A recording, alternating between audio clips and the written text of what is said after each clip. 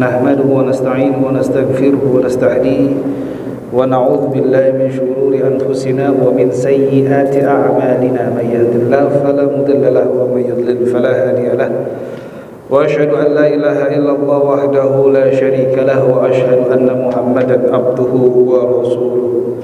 Allahumma fassalli wa sallim wa barik wa azim wa karim wa syarif ala hadha nabiyil karim wa ala alihi wa sahbihi ajma'in amma ba'd.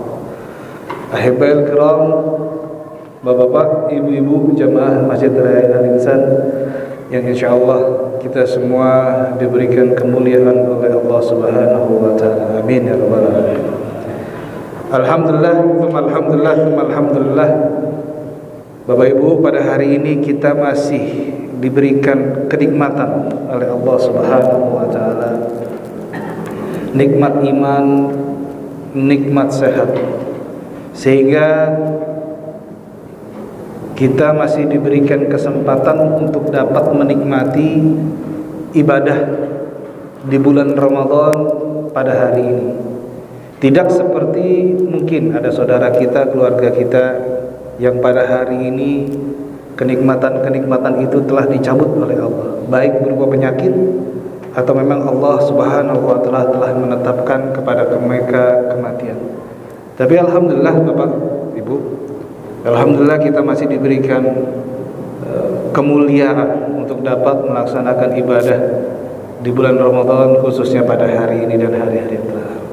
Salawat dan salam tidak lupa kita junjungkan kepada baginda Nabi Muhammad sallallahu alaihi wasallam. Dengan sebuah asa, Pak, dengan sebuah tujuan, dengan sebuah harapan.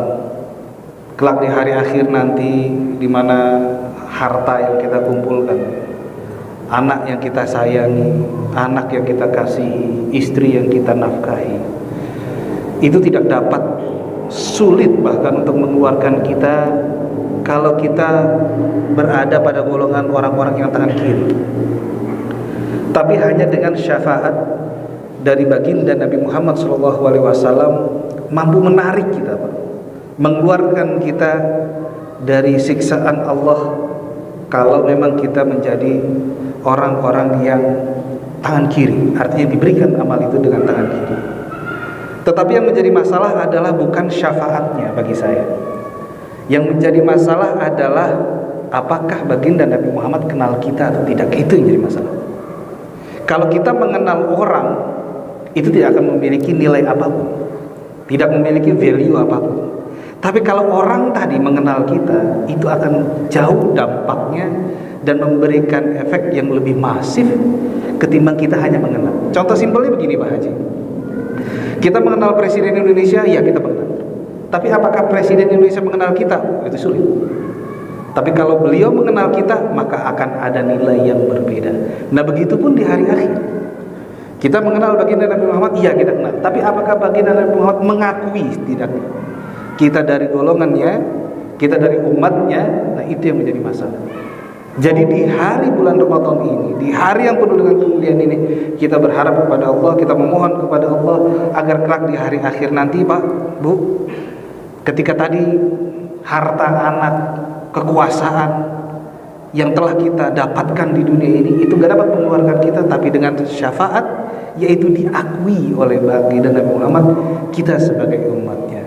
Insya Allah kita akan mendapatkan kenikmatan itu. Amin ya rabbal alamin. Bapak Ibu jamaah sekalian, insya Allah saya tidak akan berpanjang lebar untuk menyampaikan sedikit memahami dan sedikit mereview kembali terkait dengan pemahaman kita yang kita sering dengar kata-kata takwa itu sendiri. Bapak Ibu jamaah sekalian, kita sering mendengar kata-kata yuk kita sama-sama tingkatkan kualitas keimanan, ketakwaan kita kepada Allah Subhanahu wa taala.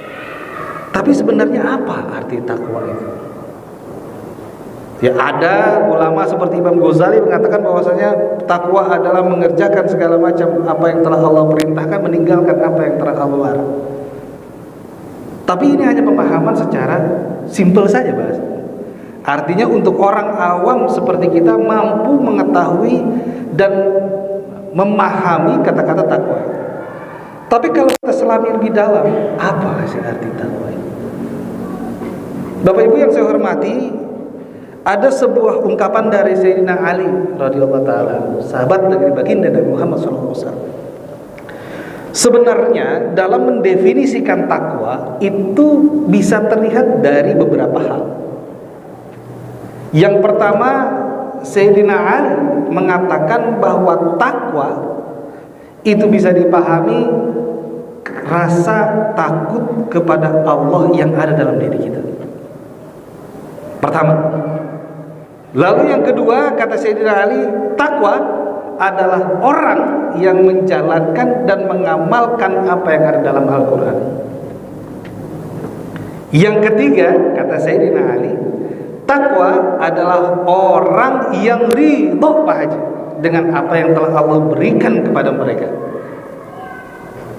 Yang keempat, orang yang takwa adalah orang yang mampu dan mau mempersiapkan dirinya di hari akhir.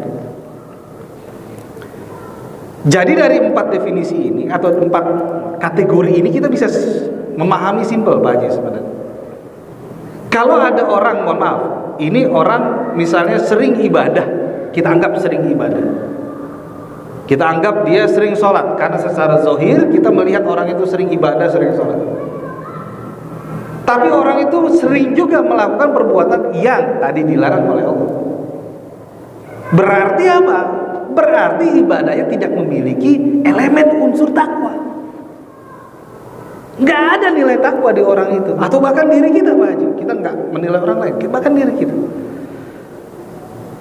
Ketika kita ibadah kepada Allah, tapi ibadah itu tidak memiliki value takwa, ini yang menjadi masalah. Parameternya adalah 4 tadi. Kalau ada orang yang mengaku dirinya bertakwa karena ibadahnya itu banyak, ibadahnya itu bagus, tetapi dalam kesehariannya tetap melakukan, tetap melaksanakan, tetap melanggar apa yang telah Allah larang, sepertinya memiliki pemahaman yang berbeda. Ulama mengatakan bahwa kita tidak bisa menilai ketakwaan seseorang. Nah, ini benar.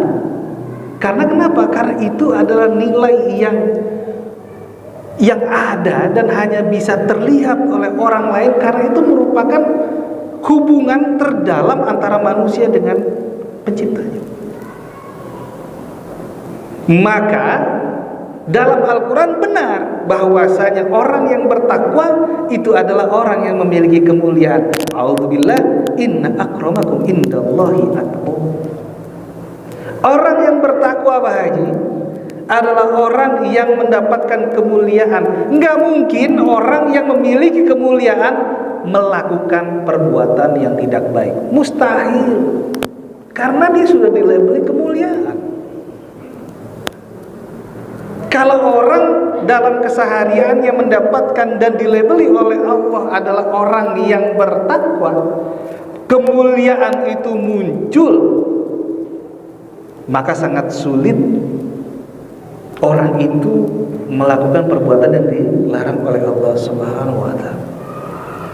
Lalu bagaimana Pak Haji? Dalam kehidupan kita sehari-hari, sebenarnya takwa itu seperti apa?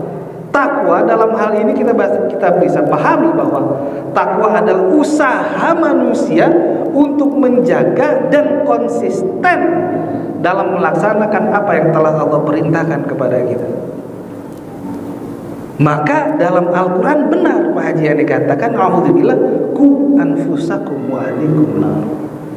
Jaga, karena takwa dalam hal ini memiliki pemahaman adalah orang yang mampu dan mau menjaga dirinya dari hal-hal yang tidak diinginkan, dari hal-hal yang dilarang oleh Allah. Ada sebuah kisah Pak Haji. Ini ketika Sayyidina Umar bin Khattab menjadi seorang khalifah. Pada satu ketika beliau muter daerah wilayah atau wilayah kekuasaannya. Tiba-tiba dijumpailah sebuah rumah yang berisi ada seorang ibu dan anaknya yang sedang di dapur bahasanya. Lalu ibu itu mengatakan kepada anak-anak, kita ini pengen jualan susu. Campurlah susu itu dengan air agar lebih untung. Lalu anaknya berkata, wahai ibu, Sayyidina Umar mengatakan tidak boleh itu. Ibunya berkata, nah sudah, Sayyidina Umar tidak melihat kita. Tapi anak itu bersikeras dan mengatakan, ya Sayyidina Umar memang tidak melihat kita, ibu, tapi Allah melihat kita langsung. Nah pada saat yang sama Sayyidina Umar bin Khattab itu mendengarkan percakapan itu. Karena terharu dengan itu, maka Sayyidina Umar bin Khattab memerintahkan dan menjagakan, memberikan kemuliaan kepada dua orang itu dengan dinikahinya. Poinnya adalah bukan pernikahan. Poinnya adalah manusia yang mampu menjaga nilai-nilai Allah, perintah Allah, walau dalam keadaan yang tidak baik, Pak. Dia bukan berada dalam ekonomi yang menengah ke atas atau yang ke atas, tapi kisah itu adalah orang yang menengah ke bawah. Tetapi dalam keadaan sulit, kisah itu menceritakan dua orang tetap mampu menjaga nilai-nilai dan perintah Allah Subhanahu wa ta'ala. Tapi Pak Haji, yuk kita pahami, di dalam doa kita yang kita kenal dengan doa sapu jagat, sebenarnya kita meminta. Kita sering baca Rabbana atina fid dunya hasanah wa fil akhirati hasanah wa qina adzaban. Yang dimaksud qina adalah jagalah kami ya Allah, hindari kami dari api neraka. Karena kata-kata takwa itu adalah orang yang terjaga dari api neraka. Kita meminta kepada Allah setiap hari, setiap doa kita, dijaga diri kita, keluarga kita, tetapi secara realitanya kita tidak mau. Bahkan kita enggan untuk menjaga diri. Tetapi kita pada satu sisi, kita meminta Allah untuk dijaga api neraka, tapi kita tidak pernah, bahasanya, kita tidak pernah mau menjaga perintah Allah yang Allah tetapkan dalam diri kita. Ini suatu hal yang tidak seimbang. Satu sisi kita menuntut Allah untuk menjaga kita, tapi satu sisi kita juga mendorong diri kita untuk melakukan perbuatan-perbuatan yang dilarang oleh Allah. Ketika ketidakseimbangan itu terjadi, maka manusia akan mendapatkan dan dijadikan oleh Allah kelompok-kelompok orang-orang yang diberikan kitabnya, yaitu orang-orang kelompok. Naudzubillah. Bapak Ibu yang saya hormati, di hari ini, hari yang penuh berkah dan kemuliaan ini, di malam nuzulul Quran ini, kita meminta kepada Allah. Kita minta kepada Allah untuk apa? Untuk agar kita dijaga oleh Allah dari api neraka. Diri kita, anak kita, istri kita, orang tua kita, keluarga kita, sahabat kita dijaga oleh Allah dari api neraka. Tetapi yuk kita sama-sama Pak Haji memahami, selain kita meminta kepada Allah, tapi kita juga harus memiliki usaha menjaga diri kita sendiri, ya, menjaga diri kita sendiri dari hal-hal yang Allah larang. Sehingga Pak Haji, kemuliaan bulan Ramadan itu akan tercapai. Kemuliaan bulan Ramadan itu akan bersinar kepada orang-orang yang memang pantas mendapatkan kemuliaan, yaitu orang yang dengan usaha penuh, dengan kegigihannya menjaga nilai-nilai ketakwaan, yaitu apa? Menghadirkan Allah dalam dirinya dan meyakini bahwa hari akhir adalah nyata. Kita hanya akan mempersiapkan untuk kehidupan yang akan datang. Bapak Ibu yang saya hormati, mungkin ini yang bisa saya sampaikan sebagai bahan renungan kita untuk kita semua, tidak ada terkecuali. Semoga renungan ini bisa kita jadikan sebuah tolak ukur ataupun titik awal perjalanan kita untuk melengkapi sisa hidup kita dan menyempurnakan kehidupan kita, sehingga kita di hari akhirat nanti layak dinyatakan oleh Allah orang-orang yang mendapatkan kemuliaan. Bapak Ibu yang saya hormati, mungkin ini yang bisa kita sampaikan. Wabillahi taufiq wal hidayah. Wassalamualaikum warahmatullahi wabarakatuh.